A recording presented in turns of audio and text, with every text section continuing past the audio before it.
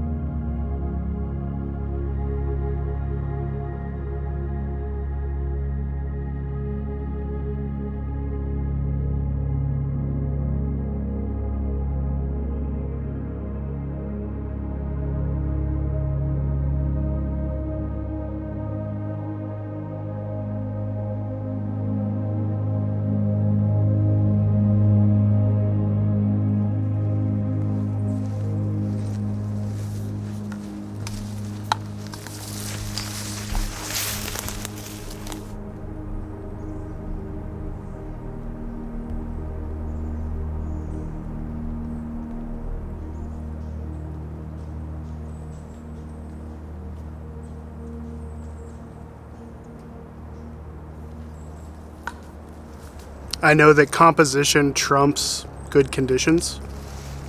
but how can you not be excited about light like this? It's really difficult for me to take the time to film this because I know that light like this just doesn't last very long, so I want to make sure that I get the shot, so I've been focusing more on photographs rather than filming. But man, such beautiful light. I'd really hoped that the fog was going to thin just enough for the light to poke through, because when it does, you get stuff like this.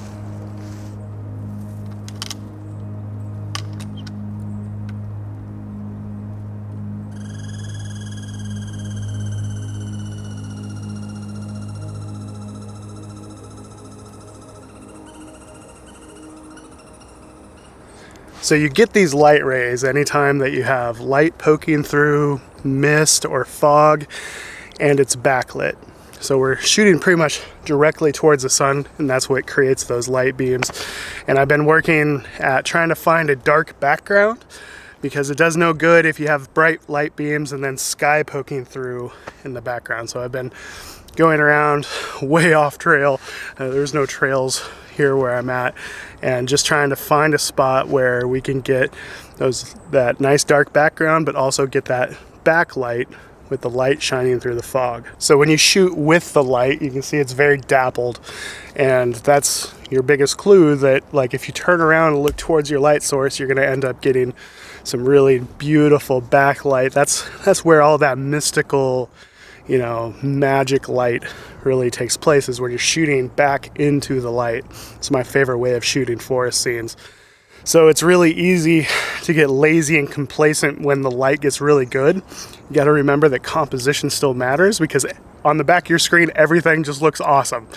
And so you can get really lazy because you think it looks awesome, but your composition could have been better. So I'm trying to slow down enough, even though I know the light's changing quickly, to slow down enough and really ask myself if the composition can be better. Do I need to focus stack this? Do my settings make sense? Slow down and make sure that you're doing things well.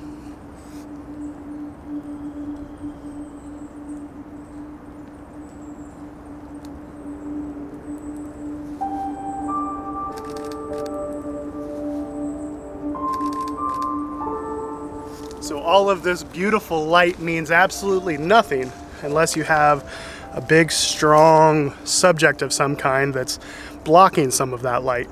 You don't want it to just be a wash of bright tones.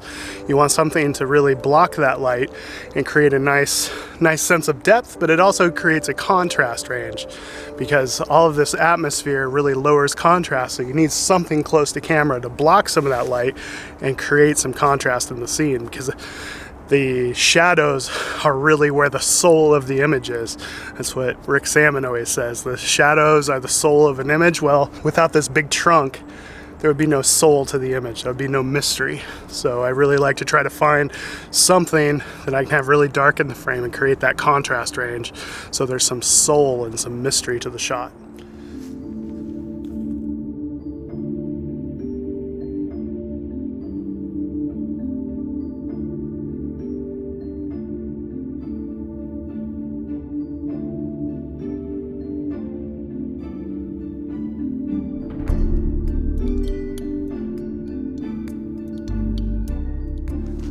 Pretty good day, really. Hopefully you guys have enjoyed today's video.